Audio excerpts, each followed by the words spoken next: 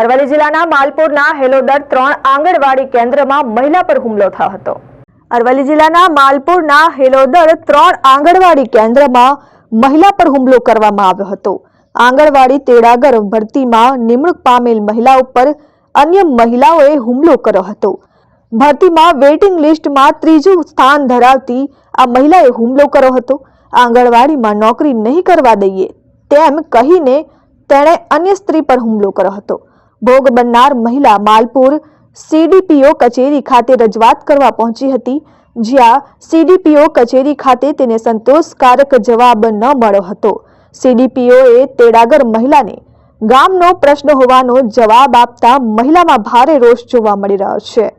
હું હેલોદર 3 તેડાગર તરીકે મારો કમ્પલસરી ઓર્ડર મળેલો છે, તો જે ગામ લોકો છે એ વિરોધ કરું છું મારા પ્રત્યે। તો હું એની રજૂઆત કરવા માટે સીડીપીઓ ઓફિસ ગઈ, તો ત્યાંથી એવો જવાબ મળ્યો કે અમે તો કંઈ શું કરી શકીએ, જે તમારો ગામ લોકોનો પ્રશ્ન છે, ગામના 2 મોટા માણસો લઈને તમે સમાધાન થઈ શકો તો કરી શકો એમ।